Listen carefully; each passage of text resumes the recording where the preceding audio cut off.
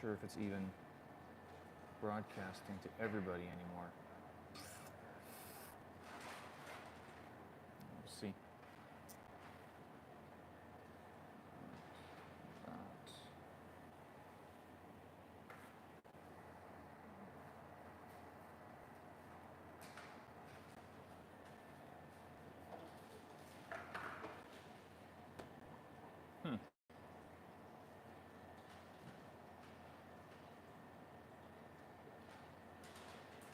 No, it's not.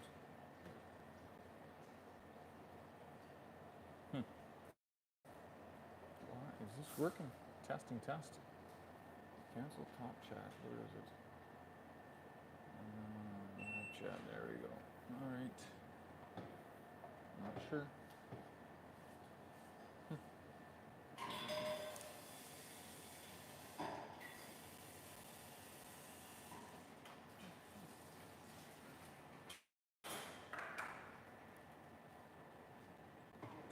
It doesn't like this orientation, does it? Nope. Nope. Nope.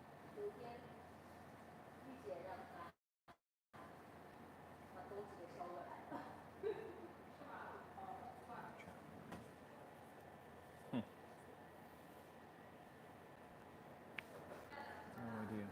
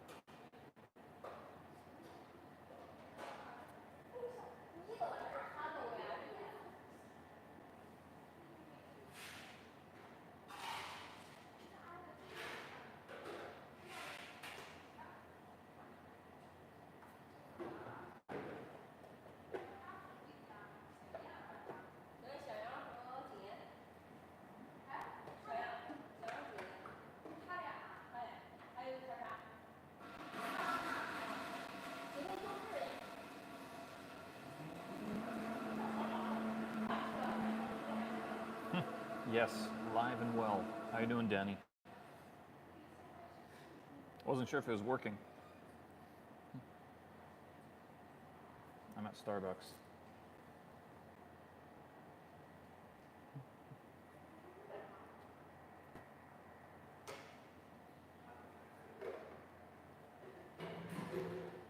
Can you hear me? I'm not even sure if you can.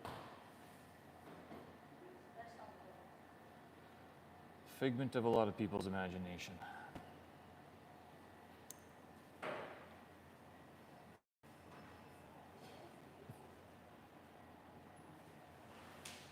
It's got to be early evening where you are, right?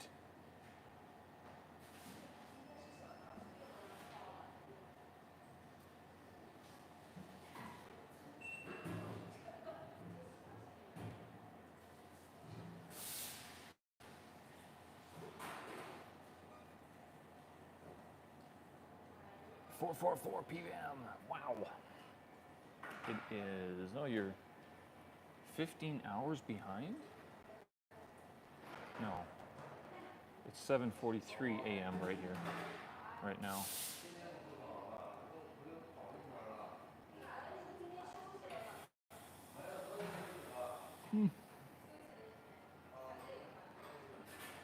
Get me coffee.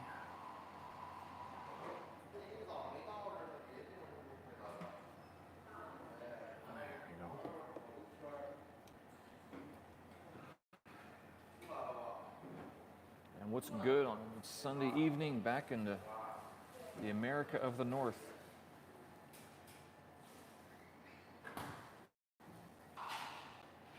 Oh.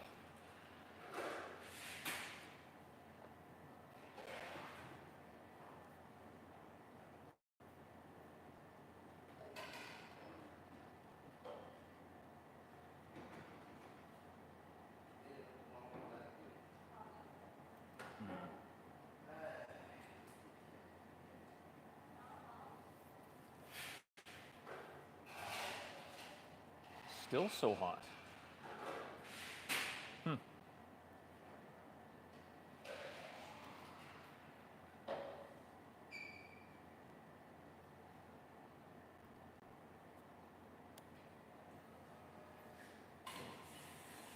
Right now it's very nice and cool, but it is the morning time. If you stood in the sun, you'd be very hot. Yeah, it's cooled off over the last couple days. Yesterday and today so far is okay. Yesterday was okay as well. But overall, August is still very hot and humid in Beijing.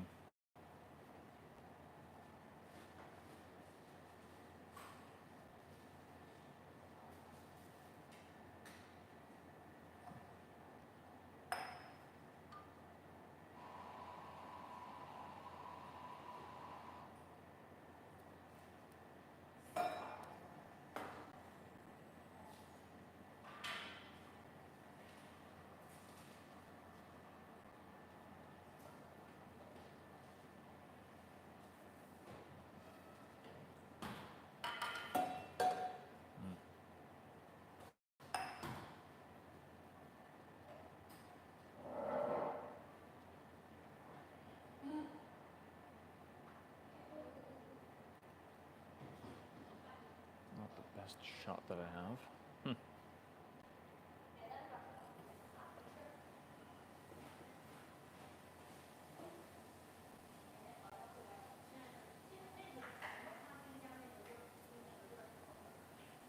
Congratulations. 200 hours. That's a substantial commitment. Did you do that part-time? I'm guessing, like after work?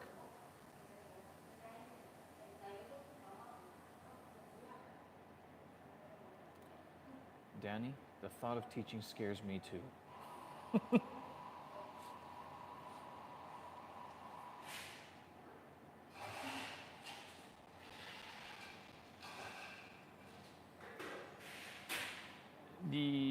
There's a lot of resources online, and even nowadays with ChatGPT and Claude Pro, Google Gemini also. Oh, and for assessments, if you need help, there is a new platform called Cathoven, Cathoven, and that helps. It's like an AI-based assessment platform. You can submit speaking, you can give it writing, and it will give you a grade according to the CEFR, the Common European Framework bands, or even against IELTS. So if you are not confident with your, not always an awesome teacher, if you're not confident with your grading, your grading marks and stuff like that, you can use this Cathoven, CATHOVEN.com. They offer 3 free assessments per week, and then you have to pay, I think. But that one could be a good start, even just to sort of get a good jump on what it takes to properly grade an essay or someone's speaking. Because, I think that's sort of the biggest problem or the biggest worry of teaching is making sure that you're fair and equitable. But one problem with being a teacher is that you're going to have a lot of good students, and they are going to try really hard, and you're going to want to give them all A's. And then the administration is going to tell you, you can't. There needs to be a bell curve, and that's where problems can arise between the teacher and administration and agreement on what the rubric should or should not be. But there's lots of resources out there. I think I've mentioned Dave's ESL Café before. That's also very full of resources I used to use that when I first started teaching. Transitions Abroad, if that's still available. I can't remember if they've shut down the website, but Transitions Abroad, that was very helpful in learning and understanding about living and working overseas in different places. China has changed quite a bit since a lot of those websites have been updated. So Transitions Abroad, they should be around. Dave's ESL Cafe still functional. So, but you'll see the posts change over time. That the way that China was back in the day and the way China is now, it's significantly different. The other place that you can look for information is on Reddit. Reddit, is it Reddit ESL in China or China? Reddit /China or ESL teaching abroad, something like that. Reddit is a good place to find the latest cases of expats who are complaining about everything or complimenting certain parts. Because I think one of the issues that you'll see happen or pop up in a lot of the Reddit threads and the Dave's ESL Café forum is that they will be complaining about management. A lot of people complain about management. If you're working for a foreign university, it's one thing. If you're working for a Chinese-run university, then you're going to have a different experience dealing with management, mainly because of the expectations, not just the expectations of what you do, but the expectations of like who you are and what you do with your time.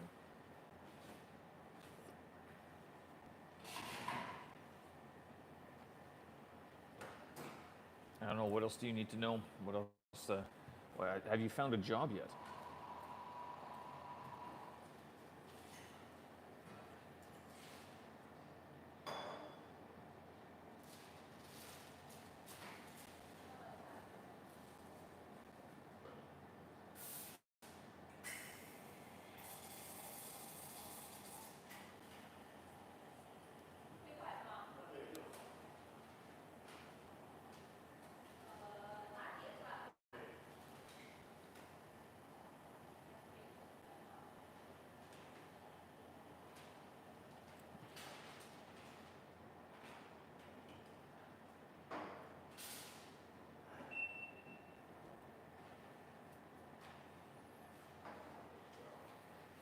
I think I did.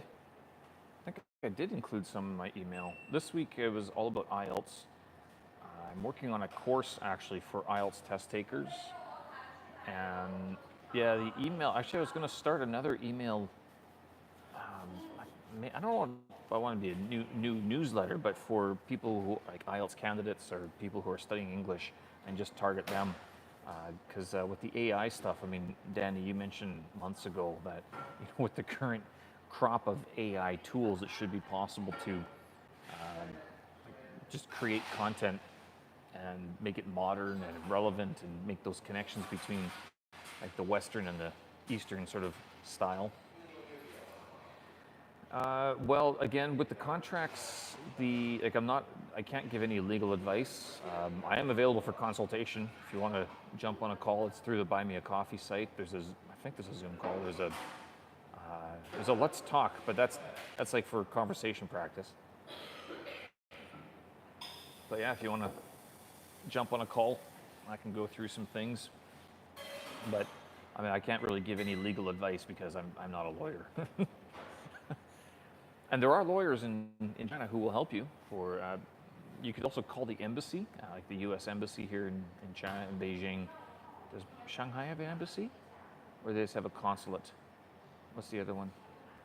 Yeah, so in terms of, and the other thing for contracts, actually, to tell you the truth, a lot of, go to Reddit. Yeah, that's where you would want to, actually, you could ask people and you will get the good and the bad answers from Reddit because you'll get everybody responding about your situation. And you don't have to give them any specifics, but not only that, if you look up the school that you're applying for or that's giving you the contract, chances are they have there's a subreddit or there's some information about that school as it is because someone before you has probably gone there and had a good experience or bad experience, or looked into it and then just realized, yeah, not really something they want to do. But yeah, also a newsletter if you want to join that.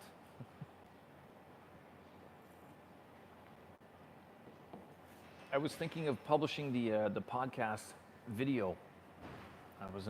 I don't normally do that because I find it's a hassle to edit the podcast video at the same time. So creating the audio and then the video. I actually edit the video and then publish the audio, but the video is just kind of boring. It's just me talking like this. I have thought about shooting the podcast live and then publishing it afterwards. I thought that would be a good way to do it, just because why not? I got the connections, I got the cameras, but the connection doesn't always work. I even see right now the camera, my phone keeps on saying connection is bad and stuff. So it's not always reliable to be broadcasting live from the depths of the mainland.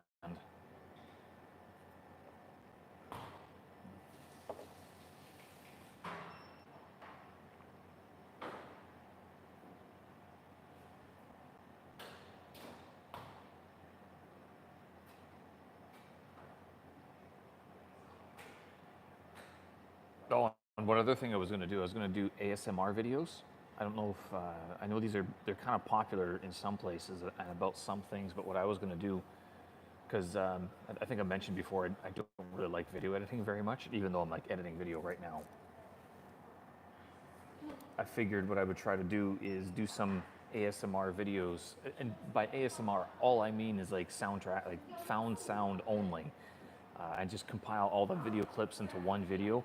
I'm not sure if people will like it or hate it, or if it'll destroy my YouTube channel because it's like it ruins your watch hours or whatever. But for me personally, just to get the videos edited and gone would be nice. So that's one of the reasons why I try to, that some of the videos are kind of rough. I just try to put them all together, publish them, and then I don't worry about them anymore.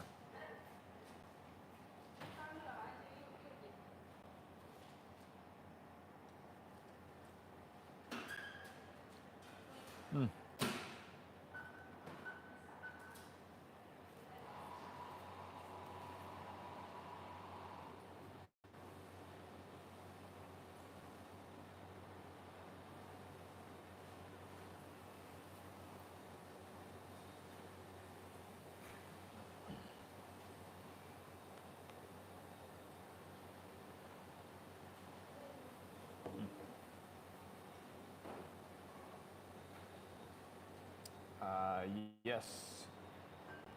Do a coffee house to chill out to grade papers.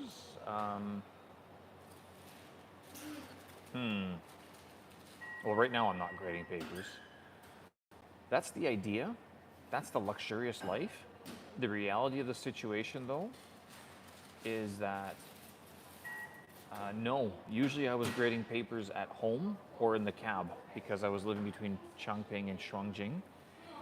So I would mark, and it would take an hour to go from Chongping down to Shuangjing. So I would mark a lot of papers in the cab, and then I'd sit at home on a Saturday night grading papers. It's actually one of the reasons I don't want to go back to teaching, to tell you the truth. I was thinking about quitting this next semester because I'm like, it's so much work, and if you sort of do the calculations of how much you make per hour, it's, I mean, yes, it's money, but at the same time, I go, I don't know. It's good for some people. I was actually thinking about starting my own business here in China to sponsor my own visa. So that was sort of the next step that I was looking at, rather than looking for any more teaching jobs.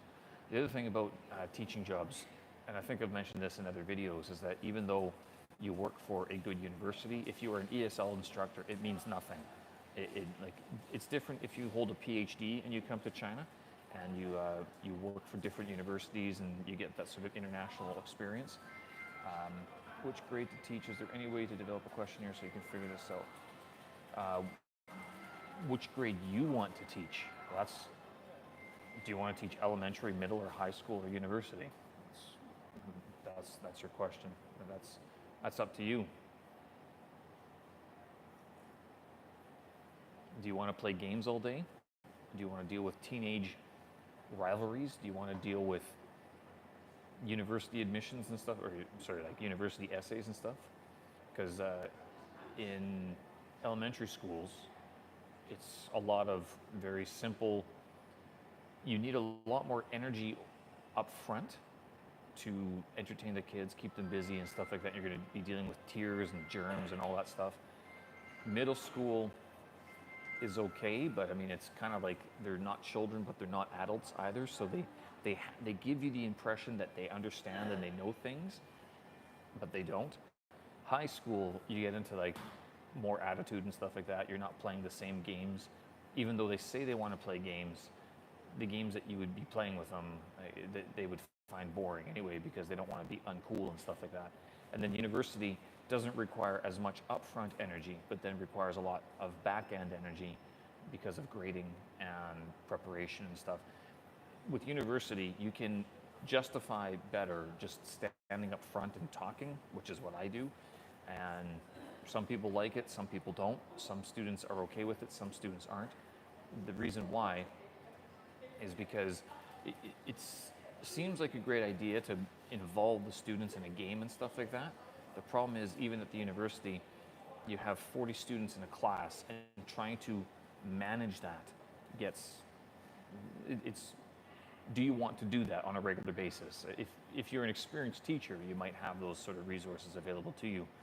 But if you're a new teacher, you might be struggling a little bit just in terms of keeping everything organized and everything. The other thing with university, I prefer university because I don't want to deal with bad behavior and stuff. Even though this past semester, I mean, I could tell you that I think I even mentioned this to the students. I'm like, in my experience, the girls are better behaved than the boys, and the boys were like aghast. They were offended. And then they proved my point later on in the semester was they were playing video games all the time. They were not paying attention. In university, it's almost like you want to ask them a question because you expect them to be able to answer a lot of questions. But if a lot of them just don't know, and that could be that they don't understand what's going on, or they don't know the answer, they didn't do the homework. But with elementary school, you can be a lot more playful with it. At university, you almost become disappointed that they're not able to answer questions, even though they seem to be good students. So what grade you want to teach, that's what questionnaire. It comes down to what do you want to do all day.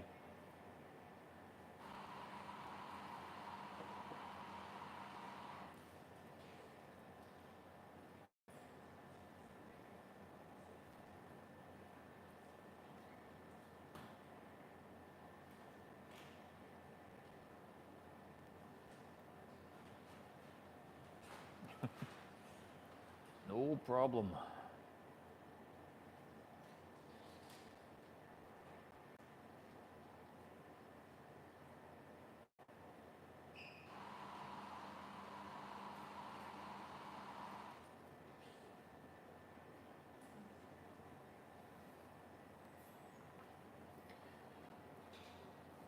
Yeah, YouTube, I actually post a lot of this stuff on Instagram as well. The reason being is because I find YouTube, yeah, YouTube is good for, I like it to keep for my creative my creative ideas, my creative thoughts. Whereas like the YouTube lives and stuff like this, I would rather, you know, it's also a lot of work. I'm not gonna lie, cutting up the clips and everything, it takes a while.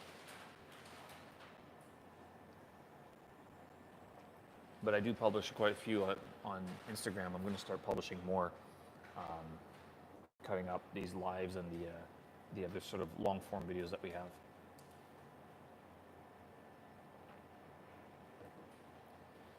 The one problem with that my video editor and I have discovered, or the one issue,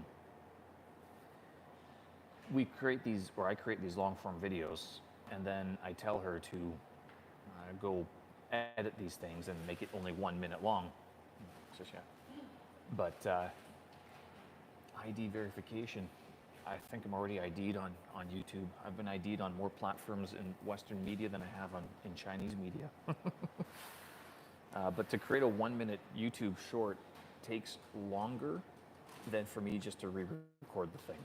So this valuable insight, it's easier just for me to re-record in a 1 minute, 15-second YouTube short rather than spend 15 or 20 minutes recutting or cutting up all these live videos. In terms of time output, time expenditure, and payoff, that's sort of what we've seen over the last couple of years that we've been doing this. She's only been with me for about a year, but she's, Fantastic. Made my life so much easier.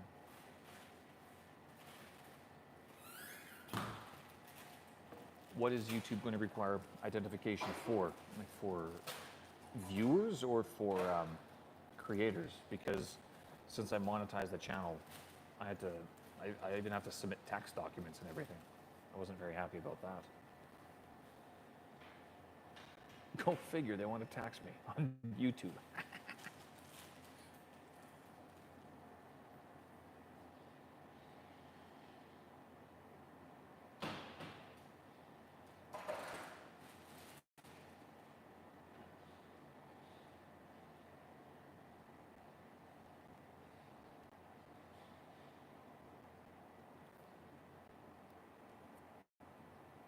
Yeah, you can't anonymously make money on YouTube.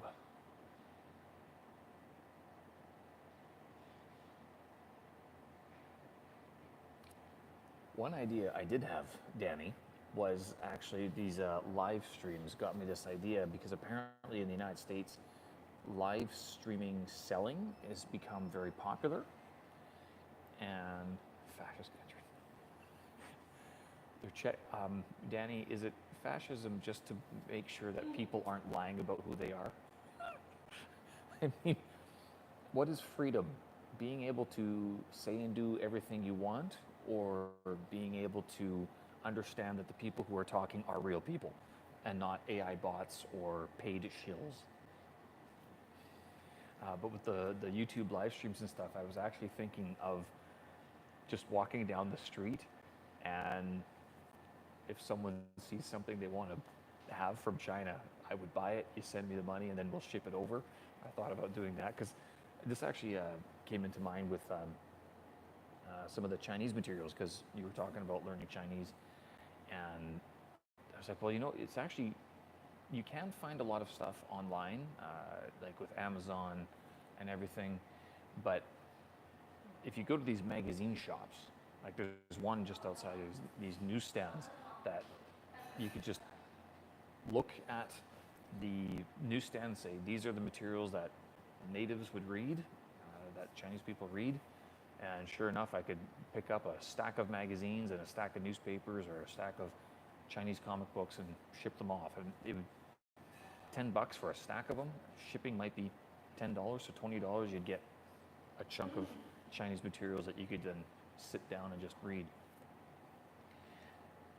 Danny, one thing that you should look at that I think that I was looking at too is the Yodao pen, the Yodao or the Xiaomi, what is it, the Dian Ce Dian. So it's an electronic dictionary basically, and all you do, you have this pen, and it reads the text for you, and it will translate it for you. So if you are, I think that's actually almost instead of using Pleco, you could use this digital pen to translate and to help you read the different Chinese texts that you are currently using. So it's a Yodao pen and a Xiaomi or a Xiaomi digital dictionary pen.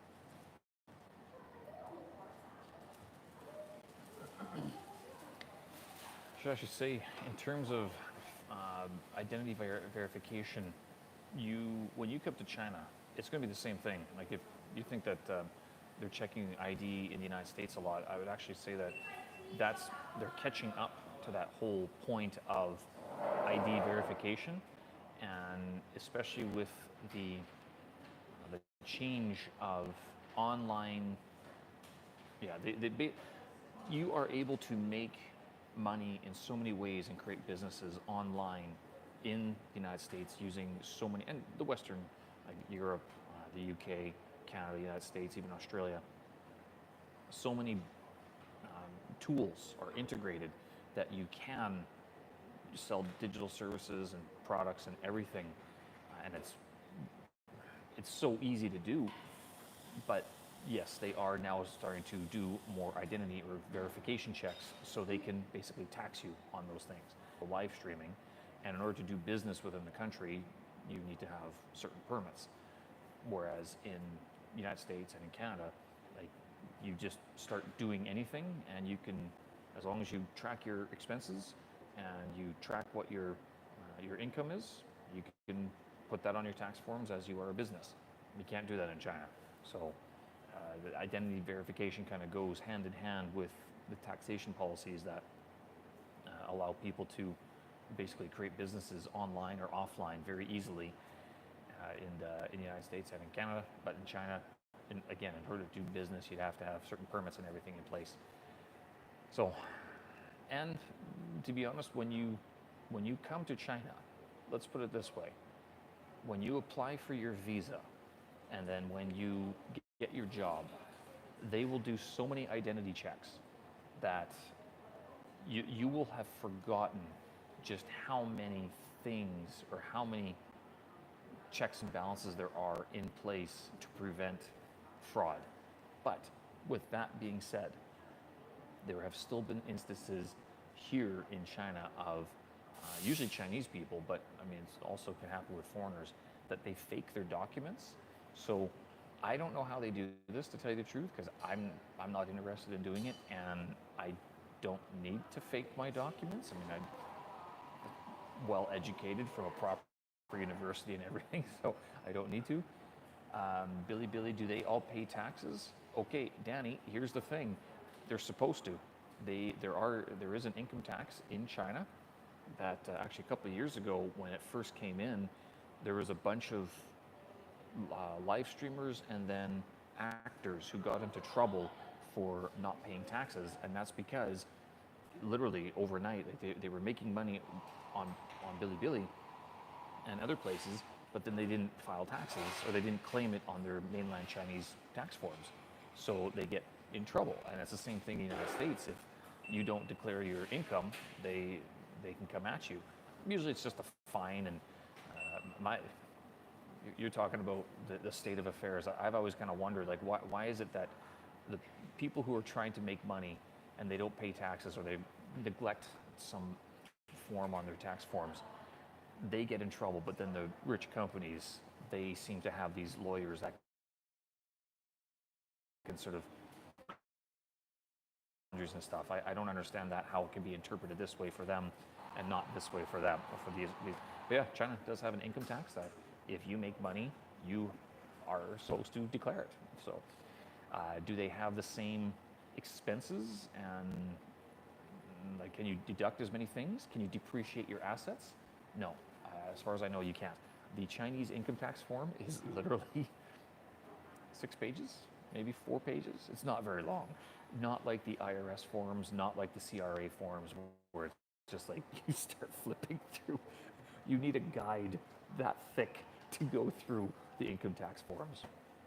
That being said, I mean, Canadian and US tax systems much more mature. The Chinese tax system, although it's mature, they've been taking taxes for a long time. The personal income tax, the individual income tax, just started back in 2019. But even still, to have a business in China, like there are a lot of WeChat businesses. You could, if you just want to set up a WeChat group and sell desserts, You could do that. You could you could try to set up a WeChat group for English Club, like to teach English, but the problem is that education falls under one of the restricted industries. So it just takes one person to report your account, and then all of a sudden, uh, not only do you have trouble with WeChat, chances are you'll get a visit from the local popo. But you could have like a movie club if you wanted. Like there's no one stopping you from trying different things, but in terms of monetization, it also depends on how much you're making. Like if you're making lots of money and people are sending you obscene amounts of money through WeChat or Alipay, yeah, you're gonna get some inspections. If it's like 100 kwai here, 100 kwai there, they're probably not gonna look too much.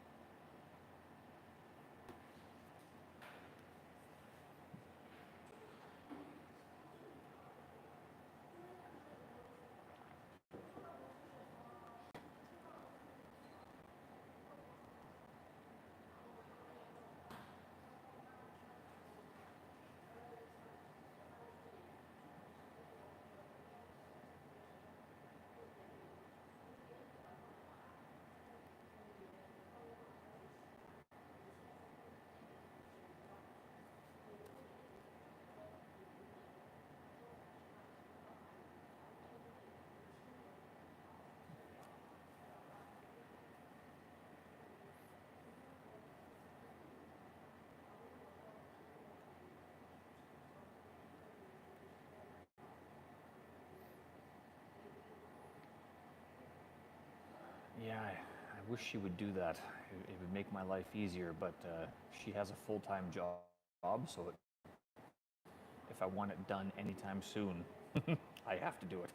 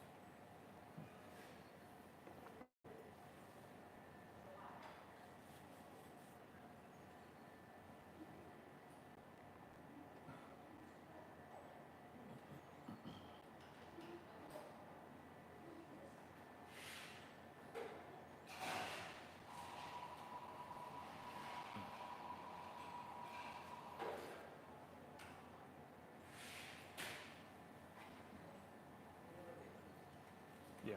So the background check is pretty common. Like when I'm in Canada, I have to get the RCMP and the local police to check it. The local police for my hometown, and then the RCMP for the federal. So it's the same thing. Oh goodness. Authentication apostilled. Apostilled? Isn't apostilled just where a lawyer goes and stamps it? Talk about taxes being a scam. Going to get things notarized or apostilled? Yeah, I honestly have no idea what apostille. Let's look at what is apostille. What is apostilled? I think it's just that an apostille is a certificate that authenticates the signature of a public official on a document for use in another country. So, difference is that you have the authentication, and then you have someone else authenticating the authentication.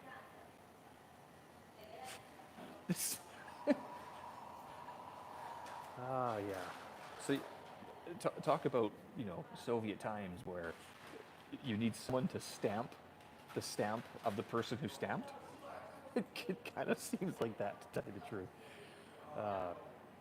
U.S. Department of State preparing a document for an apostille certificate. So apostille certificate is for documents you use in countries that are in the 1961 Hague Convention Treaty. In Canada, the authority to issue apostilles depends on where the document was issued or notarized. Global Affairs Canada handles documents issued by a government of Canada or those issued notarized in specific provinces and territories. For documents issued or notarized in Alberta, British Columbia, Ontario, Quebec, or Saskatchewan, the respective provincial authorities handle apostilles.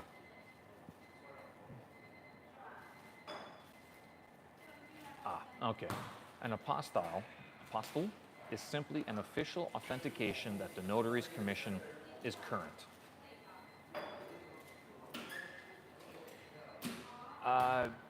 Basically, I guess from my understanding of reading this on Google, is that they want a third-party authentication of the official authentication.